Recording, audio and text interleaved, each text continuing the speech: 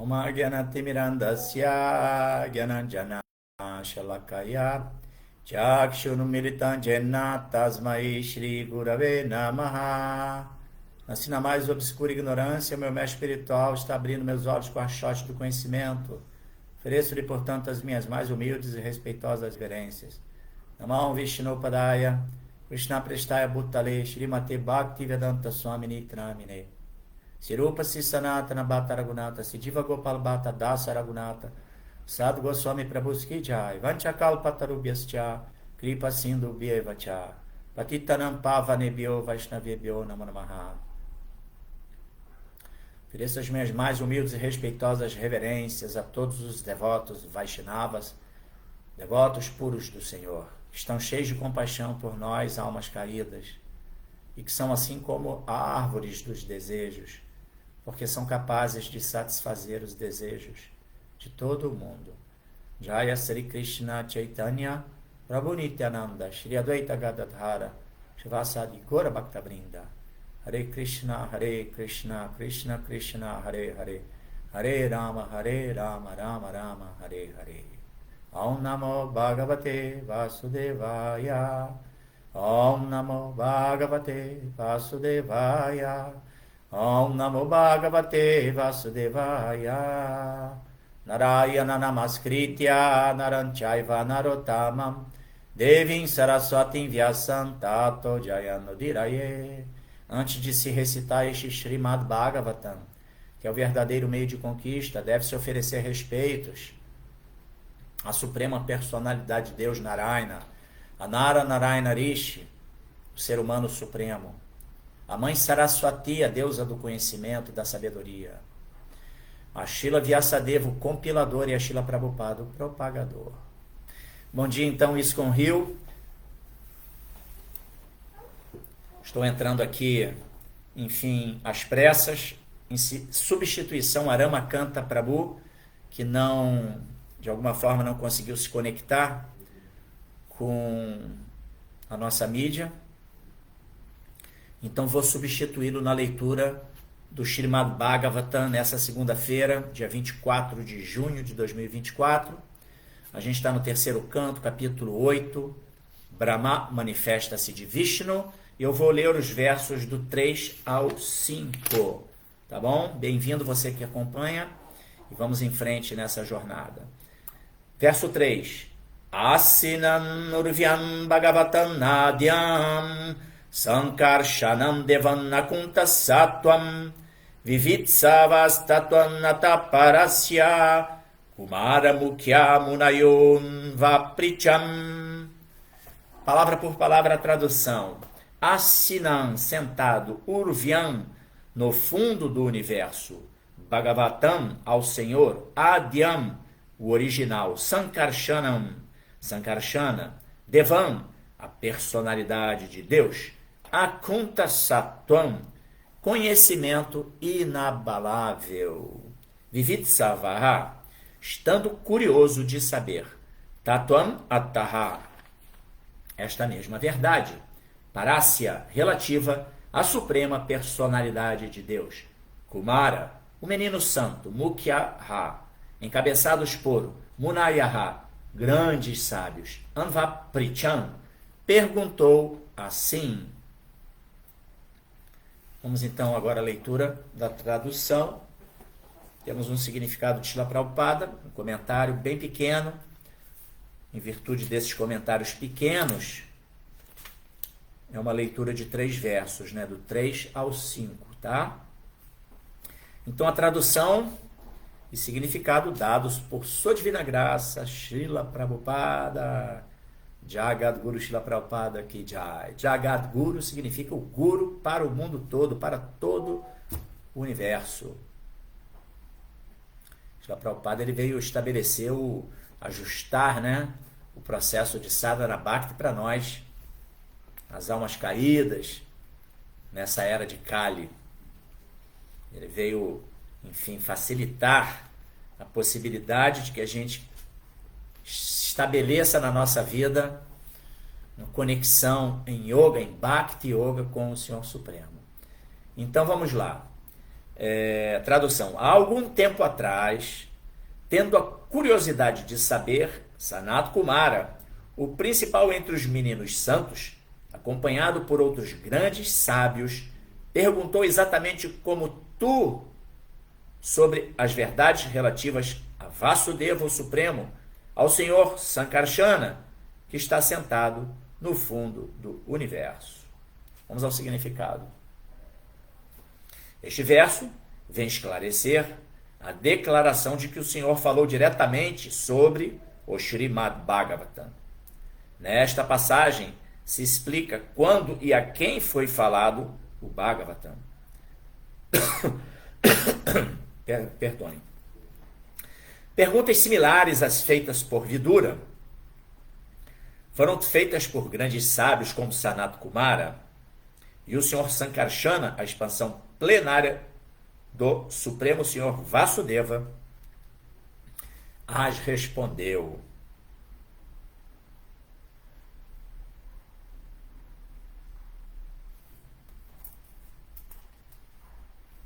Vou ler o verso 4.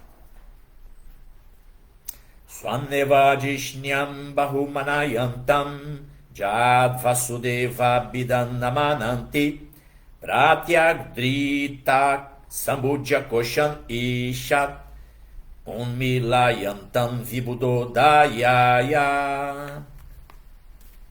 Swam, ele mesmo, Eva, assim, Jishnyam, situado, Bahu, muito, Manayantam, estimado, Yat, aquilo que, Vasudeva, Senhor Vasudeva, Abhidam, pelo nome, Amananti, reconhecem, Pratyagdrita Aksha, olhos fechados para a introspecção, Ambudja Kosham, olhos de lótus, Ishat, ligeiramente, Unmilayantam, abriu, Vibhuta, dos sábios muito eruditos, Udayaya, por amor ao avanço.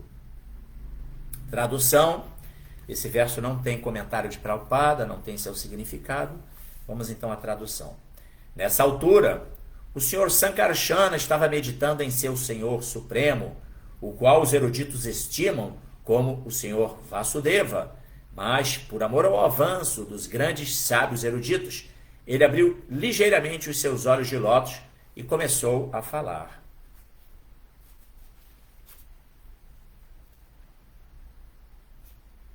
Verso 5. Swardunildardrai swadjatakalapayir upash prishantas charonopadanam padmandyadarchanti ahiraja kanya saprema nanabalibir farartaha. Swarduni Uda, pela água do Ganges. Ardraihi, estando molhado. Swadjata, cabelos. Kalapaihi, situados na cabeça. Upashprishantaha, tocando assim.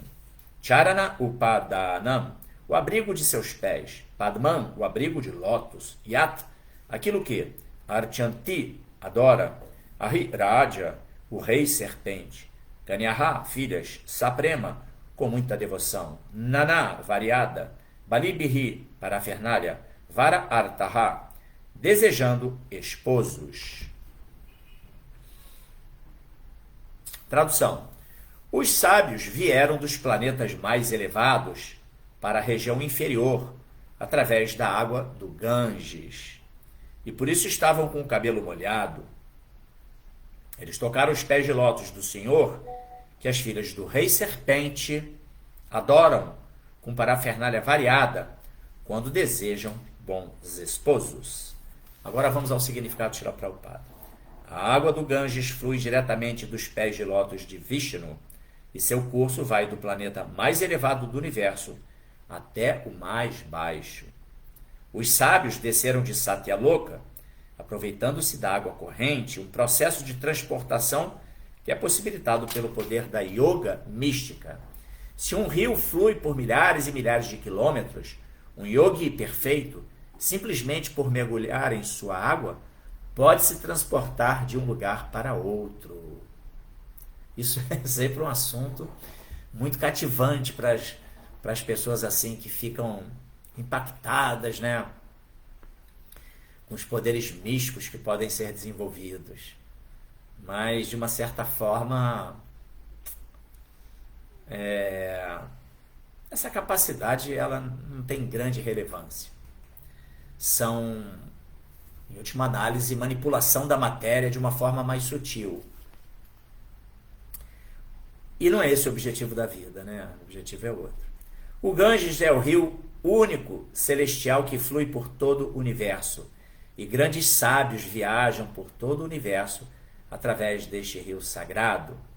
A declaração de seu cabelo estava molhado indica que o cabelo fora diretamente molhado pela água originária dos pés de lótus de Vishnu, o Ganges.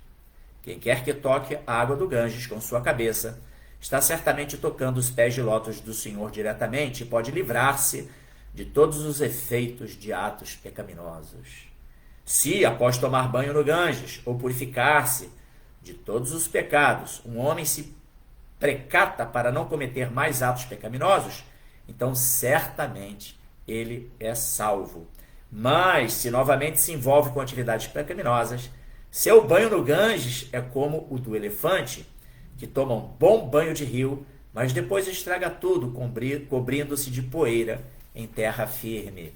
Shila Prabhupada aqui, Jai. Bom, eu já fiz as minhas oblações aos Bhagavatas e ao Srimad Bhagavatam antecipadamente. Então, vou tentar discorrer aqui um pouquinho sobre esses versos que foram lidos. Tá? Eu vou ler em sequência só as traduções. Há algum tempo atrás, tendo a curiosidade de saber, Sanat Kumara, o principal entre os meninos santos, acompanhado por outros grandes sábios, perguntou exatamente como tu sobre as verdades relativas a Vasudeva, o Supremo, ao Senhor Sankarsana, que está sentado no fundo do universo. Nessa altura, o Senhor Sankarsana estava meditando em seu Senhor Supremo, o qual os eruditos estimam como o Senhor Vasudeva. Mas, por amor ao avanço dos grandes sábios eruditos, ele abriu ligeiramente os seus olhos de lótus e começou a falar. Os sábios vieram dos planetas mais elevados para a região inferior, através da água do Ganges, e por isso estavam com o cabelo molhado. Eles tocaram os pés de lótus do Senhor, que as filhas do rei serpente adoram com parafernália variada, quando desejam bons esposos. Então, a gente está lidando aqui com um trecho do Srimad Bhagavatam, assim, impregnado de misticismo. Esses versos estão falando, primeiramente, sobre alguns aspectos da estrutura desse universo material. E como que esse universo material ele está sob o controle estrito da suprema personalidade de Deus.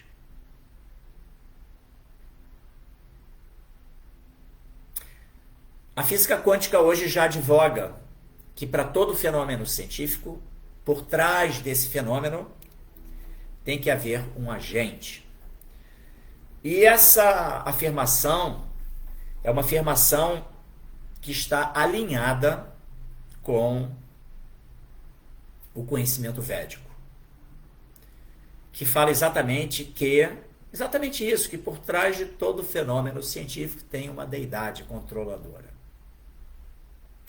Isso se dá em virtude do Ísvara Supremo, o próprio Krishna, que está no controle absoluto de tudo e que empodera outras entidades vivas, expansões suas, para auxiliá-lo nessa administração do universo material.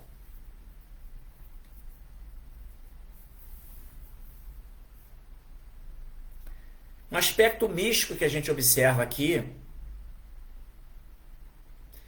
é o fato dos yogis.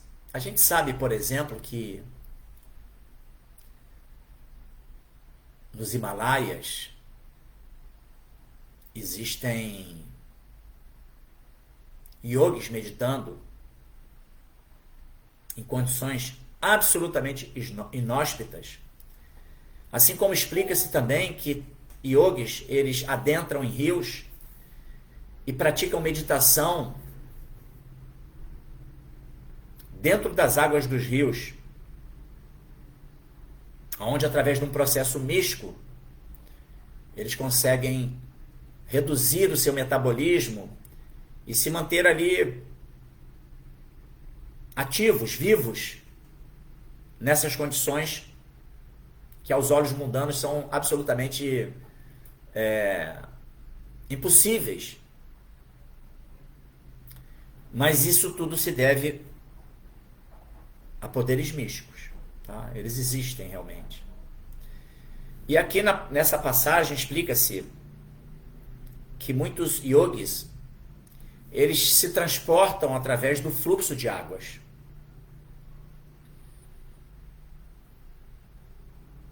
E aqui se refere especificamente à água do Ganges, que é um rio sagrado que é muito mal compreendido pela sociedade em geral. Inclusive a gente pode observar em vários programas, esses programas de reportagem, tipo Discovery Channel,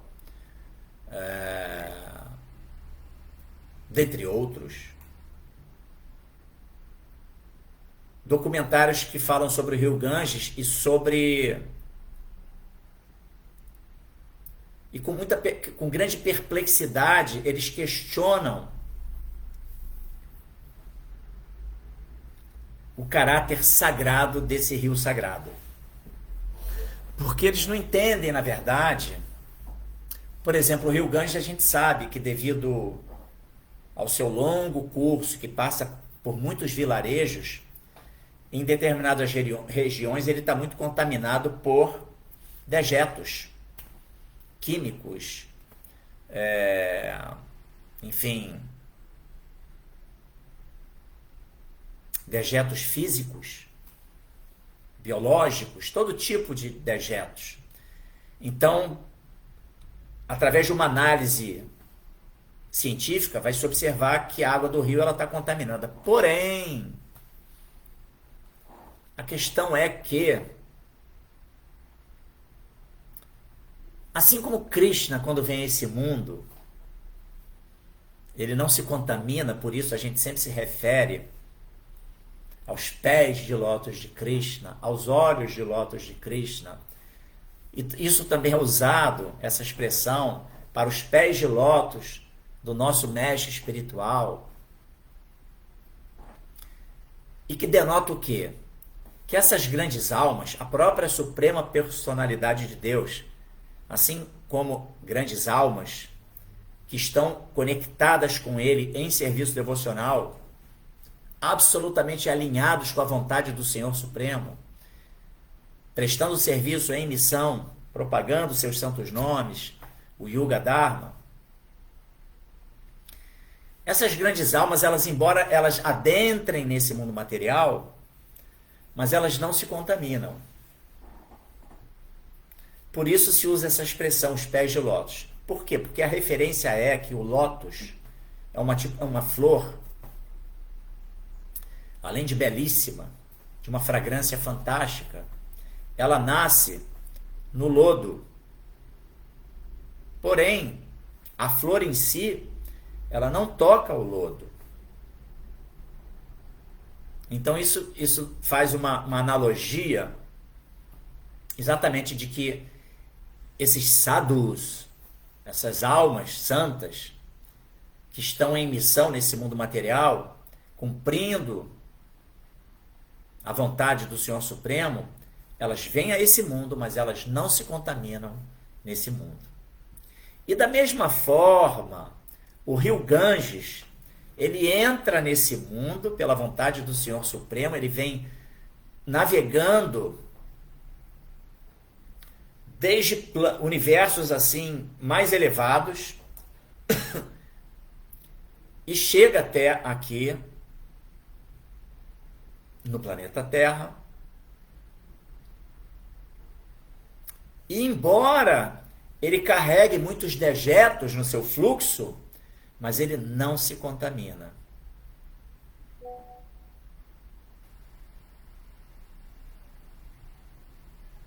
E isso não é compreendido pelos cientistas, pelos químicos, enfim, pelas pessoas que analisam unicamente pelo prisma material. E uma coisa interessante é que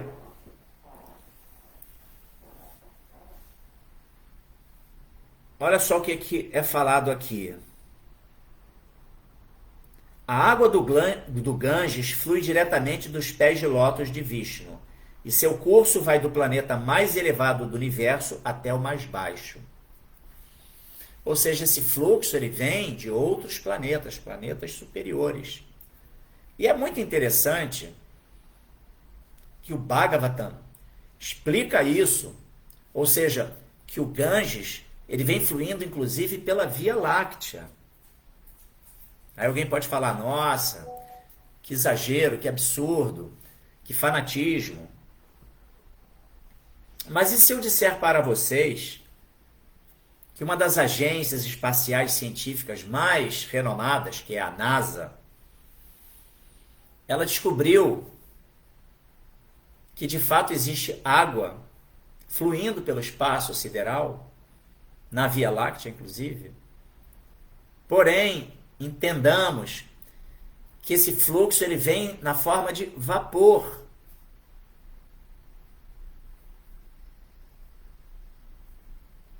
Então isso explica, isso se alinha, essa comprovação científica realizada pela NASA, ela vai ao encontro da narrativa do Srimad Bhagavatam. E como essa água vem diretamente dos pés de lótus de Vishnu, ela naturalmente é uma água absolutamente pura, sagrada, plena de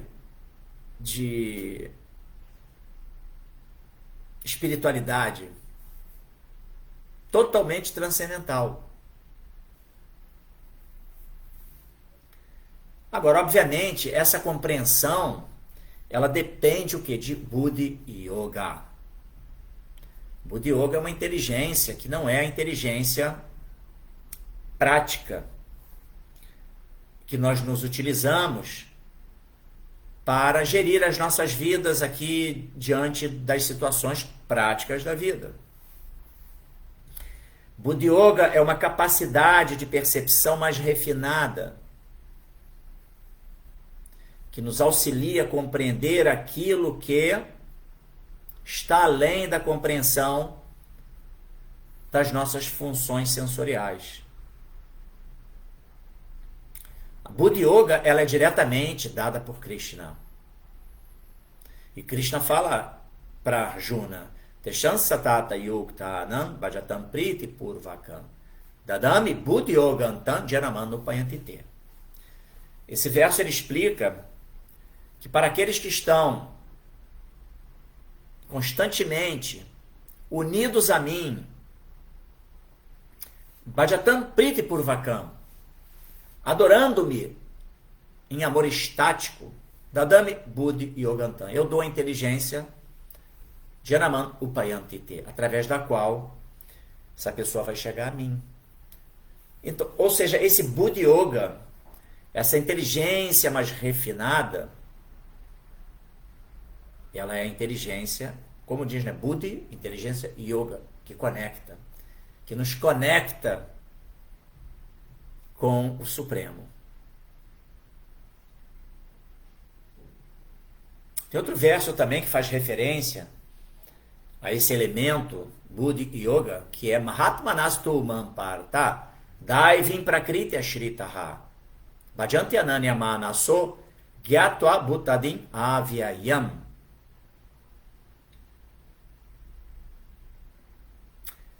Mahatma significa grande alma, né? Uma pessoa que ela já está avançada no conhecimento transcendental, no cultivo do autoconhecimento e de autoaperfeiçoamento, e, portanto, ela está abrigada, né? Daivim Prakriti Ashritaha.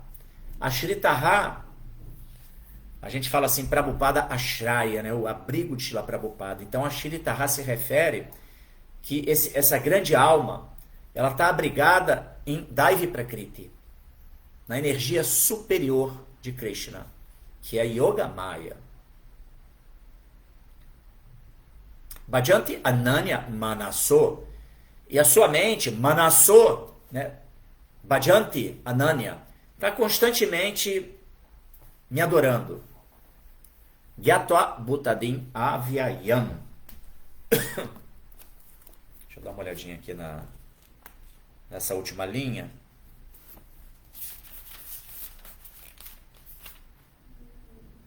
Esse verso é muito conhecido, é o 9:13.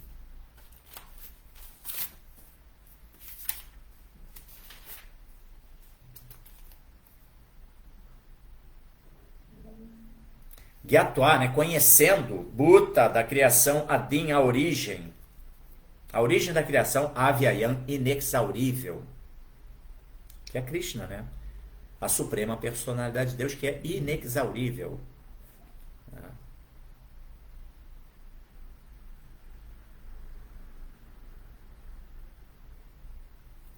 Então, essa Buddha Yoga,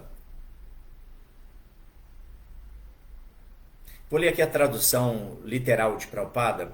Ó filho de Prita, aqueles que não se iludem, as grandes almas, estão sob a proteção da natureza divina. Eles se ocupam completamente em serviço devocional, porque sabem que eu sou a original e inexaurível suprema personalidade de Deus.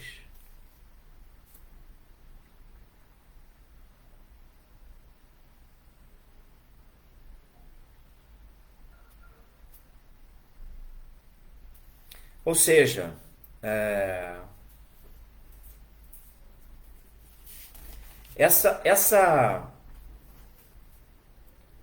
a adoção desse caminho, ele depende exatamente de Buddha Yoga, né? Dessa compreensão, dessa inteligência refinada que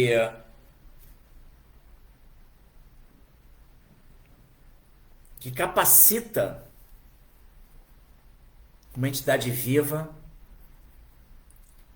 a se unir com a suprema personalidade de Deus, colocando o seu corpo, mente, alma, totalmente alinhada com a vontade do Senhor. Aqui no significado, Prabhupada fala, né? O primeiro sinal do Mahatma é que ele está situado na natureza divina. Então, essa natureza divina, ela não é algo assim que é perceptível de forma grosseira. Mesmo, claro, através de uma atitude contemplativa, por exemplo, a gente, num ambiente mais wild, né, mais selvagem, seja numa floresta, seja à beira do oceano, contemplando o mar, enfim, a natureza, esse estado contemplativo, ele nos conecta, né, com esse tipo de percepção de que, caramba, como tudo é tão maravilhoso. A vida é maravilhosa. Mesmo esse plano de existência material, apesar da sua complexidade, ele é divino. Absolutamente divino. Tanto assim que Krishna fala, né? Daiviresha gunamai mamamaya duratyaya. Ele se refere a essa natureza material como sendo também uma energia divina, porém de uma qualidade inferior. Mas perceber essa sutileza das energias de Krishna, mesmo a sua Daivi Prakriti, essa energia inferior, que ele se refere, né, que é constituída dos 3 modos da natureza material e que permeiam tudo aqui nesse plano de existência, mas você não adentra efetivamente aspectos mais nobres, mais sutis. Você não adentra essa energia mais pura de Krishna, que é Yoga Maya. O estado contemplativo nesse mundo, conectando tudo com Deus, é um início de uma percepção mais refinada. Mas é só um início. E a mera utilização de instrumentos materiais, por mais sofisticados que eles sejam, telescópios, microscópios, por mais que nós tenhamos uma gama de materiais, de instrumentos para o estudo da vida, mas eles não nos permitem acessar o que está além desse plano denso que nós habitamos, o plano da matéria. Por trás da matéria tem muito mais coisa acontecendo. E assim como esses instrumentos, essa parafernália para estudo científico, ela não adentra um tipo de elemento que é muito mais nobre, mais elevado, mais poderoso energeticamente, que é tudo que é espiritual.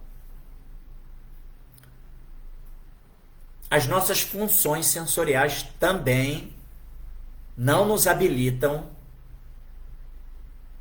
a adentrar nesse universo espiritual, transcendental.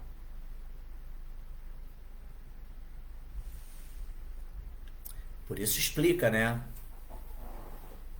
que nós somos assim, a entidade viva corporificada, ela apresenta 4 defeitos. O primeiro deles é que os sentidos são imperfeitos.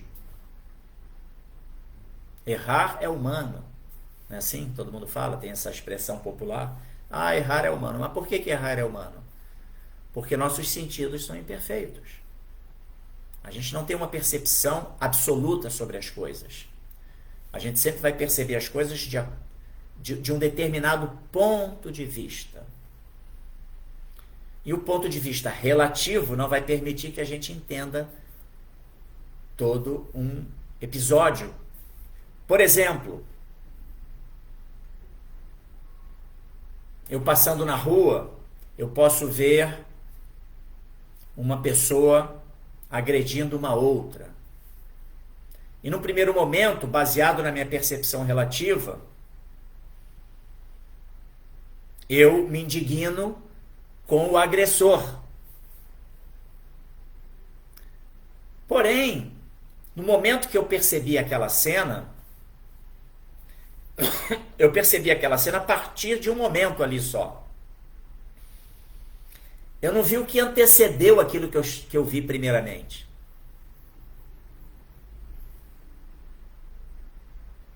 Então, digamos que o agressor, ele primeiramente ele foi, enfim, ele sofreu, ele estava sendo, hoje nesse mundo hoje, né, moderno, e nessa Kali Yuga, os assaltos, né, a coisa que mais está acontecendo aí toda hora, em todos os lugares. Então, na verdade, o agressor ele estava se defendendo de um ofensor que estava lhe roubando. Mas eu não vi esse início da cena, então a minha percepção é relativa. Eu não entendi todo o contexto. Então eu me indigno com aquele que, na verdade, num primeiro momento era vítima. Assim, tentar ilustrar a limitação dos sentidos materiais que nós dispomos para a obtenção de conhecimento, né? Então a gente não não obtêm conhecimento com facilidade usando unicamente as nossas funções sensoriais, tato, visão, olfato, paladar, audição, e a mente, o sexto sentido, era um pouco mais refinada, ela sendo bem trabalhada, ela permite a mente controlada, permite que a gente tenha percepções um pouco mais sutis. Mas o ponto é que errar os sentidos são imperfeitos e, consequentemente, a gente tem a tendência a se iludir.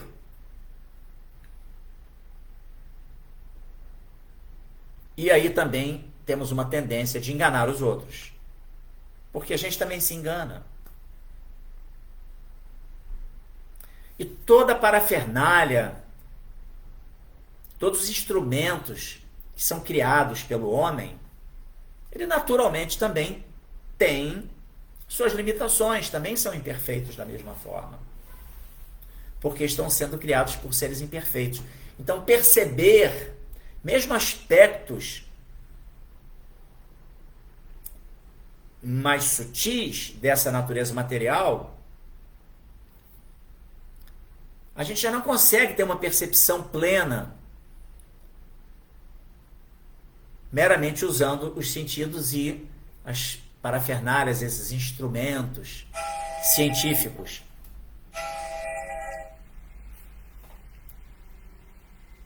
Desculpe, entrou aqui uma ligação. Meramente usando as nossas funções sensoriais e instrumentos para estudo científico, que são imperfeitos, entendeu? Então, por isso,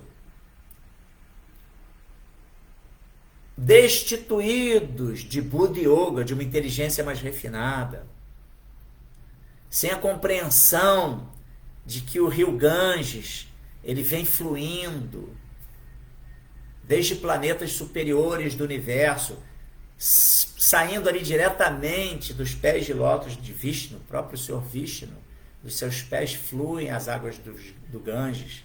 Água essa que adentra no cosmos sideral e vem em forma de vapor e depois se condensa. E aí chega aqui e novamente se manifesta no mundo material em forma líquida. É até interessante que quem já visitou os Himalaias, lá na nascente do Ganges, o Ganges ele sai de dentro de uma caverna. É bem interessante. Flui assim de repente ali um volume de água absurdo, que é a nascente do Ganges. Então esse aspecto transcendental, ele não é compreendido.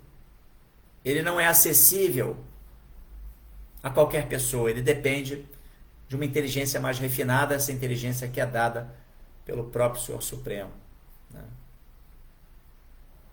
Então, por isso, se ridiculariza a potência do rio Ganges,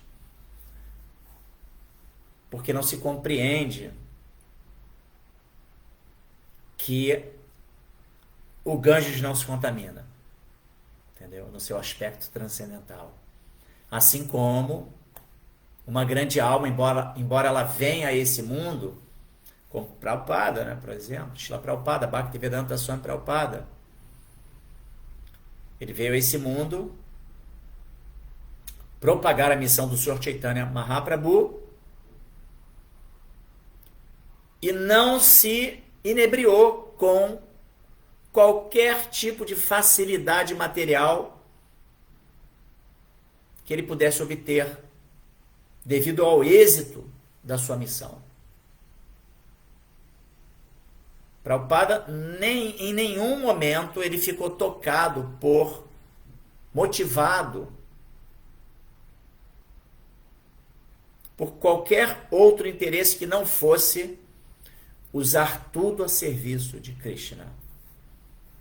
Tudo que ele materializou na forma de templos, de, enfim, comunidades,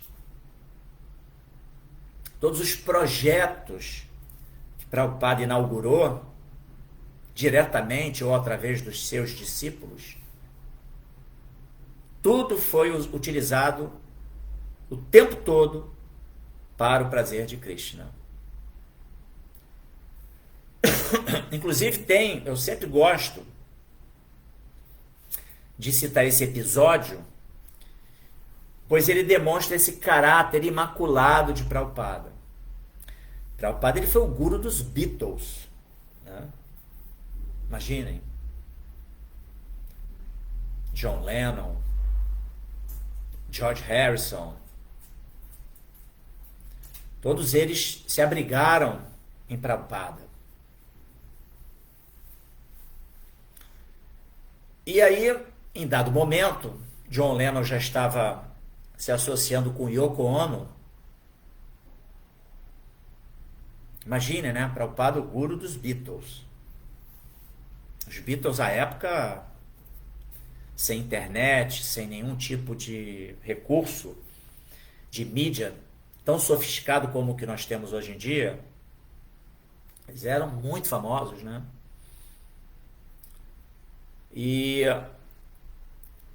Mas Prabhupada não fez uso de qualquer benefício, suposto benefício que ele poderia obter por dar notoriedade a essa condição dele como guru de John Lennon, George Harrison, enfim, dos Beatles de uma maneira em geral.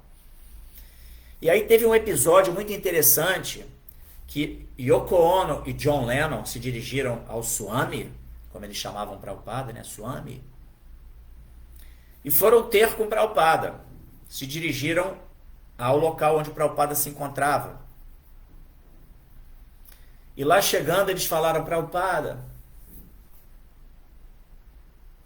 nós viemos aqui para lhe solicitar que o Senhor nos conceda uma bênção, que nos garanta que na próxima vida nós vamos estar unidos novamente, como um casal. Imaginem, hein? Prabhupada se virou para eles e falou assim, né? Prabhupada, imagine, né? Toda a trajetória de Prabhupada, lá nos anos 60, meado dos anos 60, todas as dificuldades para poder chegar aqui no Ocidente, conseguiu, com muito custo, a possibilidade de fazer a viagem num navio cargueiro. Sofreu infartos no trajeto, chegou em Boston, chegou nos Estados Unidos, não sabia nem para onde ir, passou por muitas adversidades, muitas situações extremamente perigosas, onde até ele estava assim, ele teve uma situação até que uma pessoa teve um surto que poderia até atentar contra a vida dele, mas Prabhupada, muito esperto, ele imediatamente se evadiu do local e conseguiu se proteger. Ou seja, ele foi uma trajetória muito tortuosa, mas que nunca tirou ele do foco. E aí, quando ele recebeu essa solicitação de John Lennon e Yoko Ono, Prabhupada imediatamente se virou e falou assim para eles: por favor, eu não vim aqui para isso. Prabhupada se referia à missão dele, né? Não estava vindo, ele não veio para os Estados Unidos, ele não tinha ido para os Estados Unidos para poder fazer cerimônia que perpetuasse a união de duas almas, vidas e vidas e vidas, até porque ele não tem esse poder. E ele falou isso para eles. Não. Todos nós estamos fadados à lei do karma.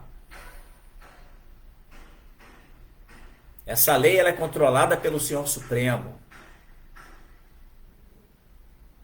Ninguém tem o poder de interferir nisso, a não ser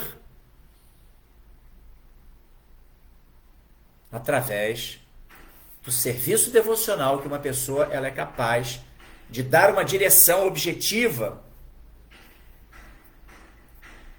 em conexão com Krishna, em mudar o seu karma. Temos o poder de mudar o nosso karma quando a gente busca um alinhamento com a vontade de Krishna, agimos em serviço devocional orientado por Guru Shastra e Sadhu. Mas assim dizer, que eu vou nascer em tal situação, que eu vou me encontrar com tal pessoa, ninguém tem esse poder, essa capacidade. Prabhupada foi muito franco. Ele não se inebriou em nenhum momento e fala assim, opa, essa turma aqui, eles são os Beatles, eles são muito famosos, eu vou aproveitar, nem mesmo para usar aquilo para servir Krishna, porque ele sabia que ele estaria pervertendo uma verdade. Olha só que coisa. Então, Prabhupada sempre foi completamente na retidão, muito sóbrio. Um Mahatma, né? Uma grande alma. Então, essa é a diferença de um Mahatma de um farsante. De uma pessoa que, de repente, se situa artificialmente numa posição de liderança espiritual, mas que manipula os seus fiéis. Isso é muito comum, ainda mais em Kali Yuga. Mas enfim, em última análise é isso, né? A gente deve entender que esse misticismo que está por trás daquilo que nós não temos capacidade de entender, ele é muito real. E tudo que está alinhado, tudo que está linkado com Krishna é puro, assim como o Ganges. Então, portanto, toda a gama de contaminações que pode ser percebida fisicamente, materialmente no rio Ganges, através de um estudo químico, enfim, um estudo científico, o fato é que o rio Ganges, ele preserva a sua pureza, tá? Porque ele flui diretamente dos pés de lótus de Vishnu. Shila Prabhupada aqui, Jai. Vou ficando por aqui. Entramos hoje em atraso, na verdade eu entrei aqui, eu sou Mahaprabhu Kripadasa, e entrei em substituição ao Ramakanta, que não conseguiu se conectar com o nosso Facebook. Eu aproveitei e fiz aqui simultaneamente com o Instagram. Obrigado a você que acompanhou. Temos uma turma aqui acompanhando pelo nosso Facebook, que legal. Haridashana, Shila Prabhupada Ki Jai, reverências de Mahaprabhu Kripa também, minhas reverências. Haridashana. Marcelo Magalhães, Hare Krishna, também o Marcos Maria Branquinho. Bom dia a todos, minhas humildes reverências, Mahaprabhu Kripadasa, minhas contra-reverências, Marcos Maria Branquinho. Haridashana, no Bhagavatam, está dito que a água do Ganges purifica após algum tempo, mas a associação com o devoto puro purifica imediatamente. Olha que interessante, é verdade. E sim, e tem a questão também de que, como Prabhupada menciona no seu significado, não adianta, eu vou me banhar no Ganges para me purificar, mas depois eu continuo adicto a atividades pecaminosas. Entendeu? Então, é o tal do banho do elefante. Prabhupada até faz essa analogia no seu significado. Mas, sem dúvida, a associação com o devoto puro é muito mais poderosa. Né? É verdade. O devoto puro, ele tem essa Shakti, né? Através do seu exemplo, né? O Acharya. O exemplo dele é assim, como diz, né? As palavras convencem, o exemplo arrasta. É super cativante, né? A gente vê bons exemplos. Temos aqui também o Leandro Silvestre, participando aqui hoje da nossa live. A história de Prabhupada é inspiradora. Ele tinha 69 anos quando migrou para os Estados Unidos. Tampouco Shila Prabhupada esmoreceu em sua determinação diante destas dificuldades. É verdade. Aí vem o Marcelo Magalhães. Como purificar nossos sentidos para sermos mais sensíveis à energia superior de Krishna?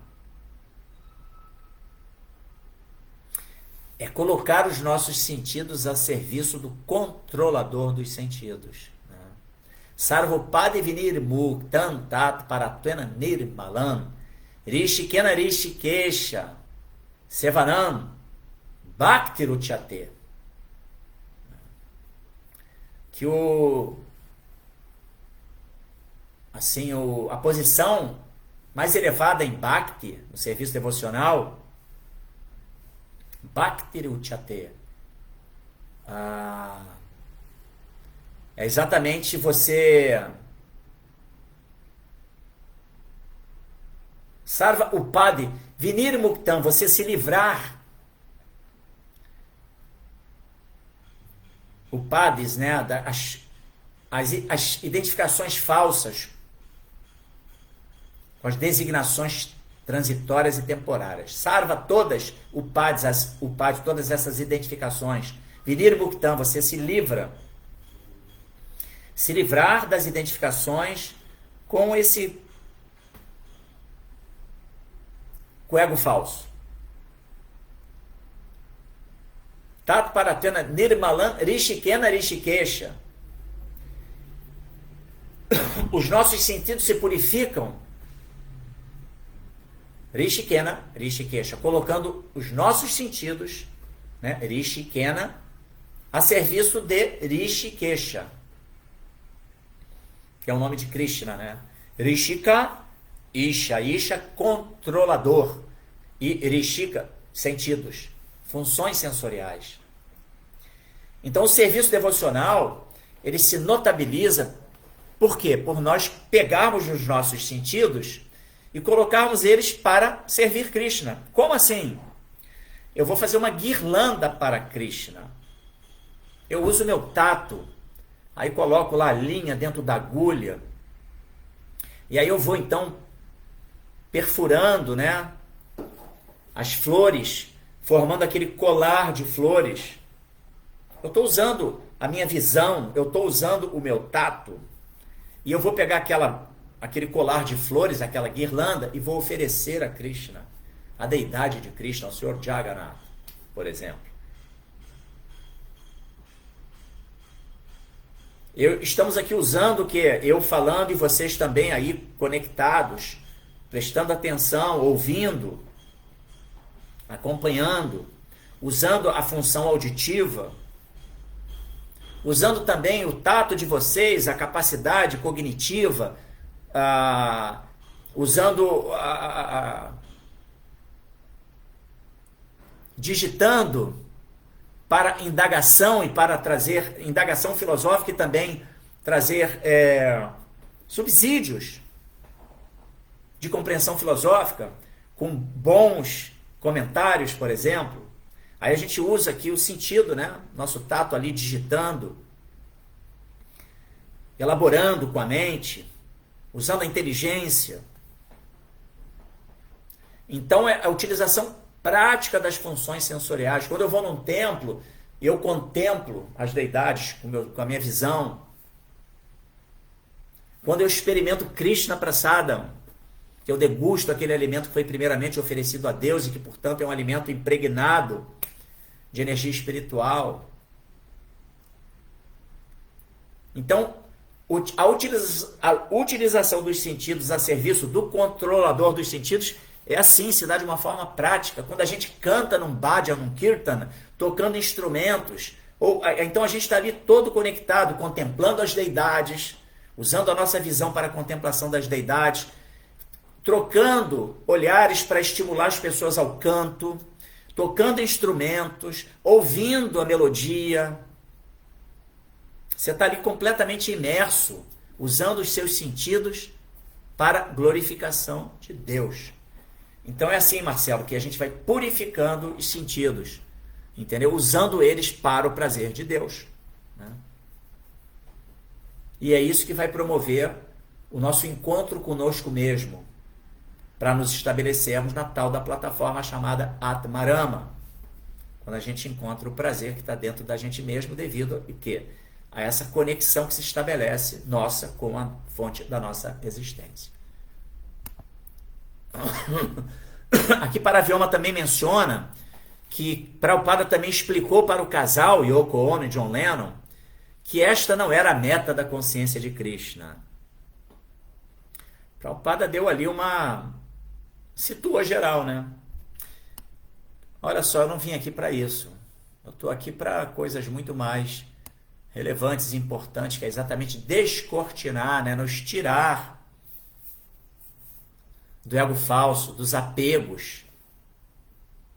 Porque todos os relacionamentos que nós temos nessa vida, Krishna nos coloca numa determinada família, uma determinada circunstância, nos dá um corpo específico, tudo de acordo com guna e karma. Todo o cultivo, tudo que nós cultivamos na nossa vida. Nosso corpo agora, a situação que a gente se encontra, ela foi o resultado de uma vida anterior. Nós pré-moldamos, assim como estamos pré-moldando a nossa próxima fase. Então, é assim que a coisa funciona, né? Guna e karma. E aí Krishna coloca a gente numa determinada situação de acordo com as nossas expectativas, aonde a gente direcionou nossos objetivos, tá? Temos aqui o Léo Belo 1971. Bom dia, Haribol! Se não reconheço este Atma, então por ignorância vou ter sofrimento. É bem por aí, exatamente.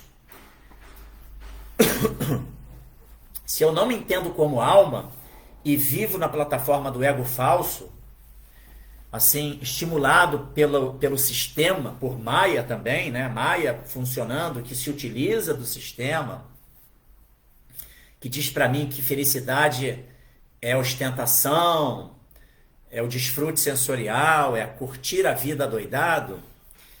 A consequência disso é o sofrimento, porque você mantém uma relação com esse mundo de muitos apegos e todo sofrimento ele é derivado exatamente do apego. Né? Não existe felicidade maior que o desapego. Então é assim, né? O Léo Belo botou aqui, verdade, Maya se utiliza do sistema. É isso aí, Maya, ela pinta e borda. Todo mecanismo que puder, ela está ali utilizando para fazer o seu serviço, né? Que é testar a nossa sinceridade em última análise. A gente deve entender que Maya é uma serva de Krishna também. E a gente deve entender que para nós nos conectarmos com Deus não é algo simples, não é algo fácil, a não ser que a gente siga essa orientação de Prabhupada, Guru, Shastra, Sadhu. E especificamente essa orientação de Rupa Goswami, que está ali contida no verso que eu mencionei, né? Sarvopadi Vinir Muktan Tat Paratena Nirmalan, que é a utilização dos sentidos a serviço do controlador dos sentidos. E aí esse verso ele fala especificamente, né? Que os nossos sentidos se purificam. E aí isso vai permitindo que a gente encontre prazer nas atividades devocionais. Porque a gente satisfaz o Senhor Supremo.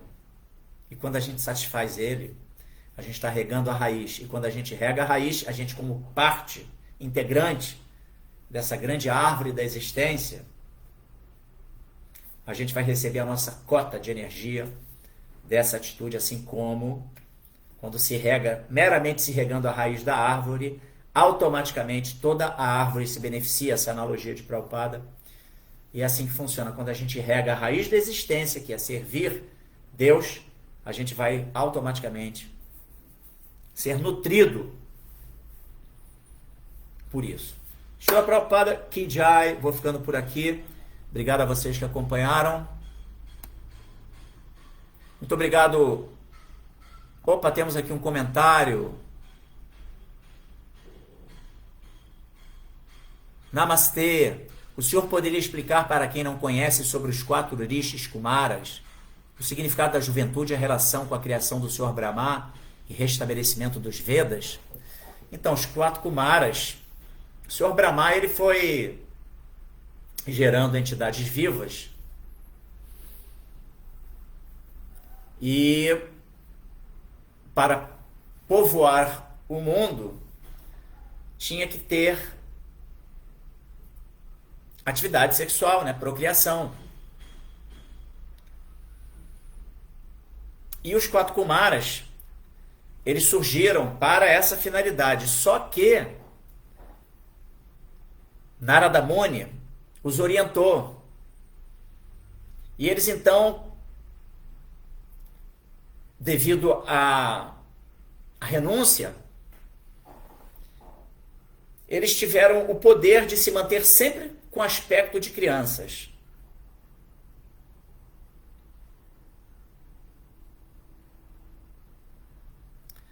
E quiseram se manter sempre, e não quiseram de maneira nenhuma estabelecerem nenhum tipo de relacionamento para a finalidade que o Senhor Brahma queria, que era povoar o mundo.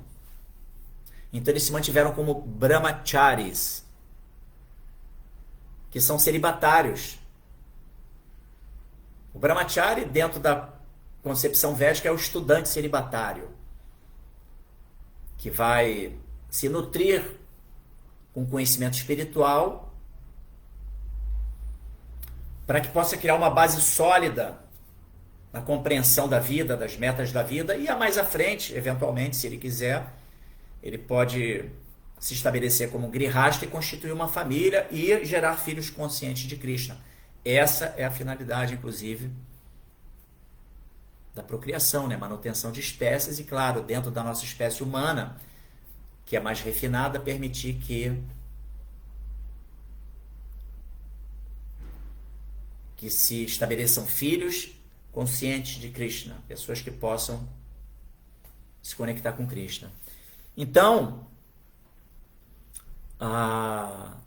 os 4 Kumaras são esses menininhos, né? Tem as ilustrações, né, de 3 criancinhas peladinhas, eles estão sempre pelados, né? E preservaram a condição de brahmacharis, não quiseram de maneira nenhuma aderir à finalidade que o Senhor Brahma queria, e dessa forma preservaram, né, o seu aspecto infantil, e é isso. Bom, isso é que eu posso dizer. Ginter Rames, obrigado por sua participação. E aqui o Marcelo Magalhães, Haribol, todas as glórias aos devotos reunidos. Hare Krishna. Se alguém quiser acrescentar mais alguma coisa em relação aos 4 Kumaras,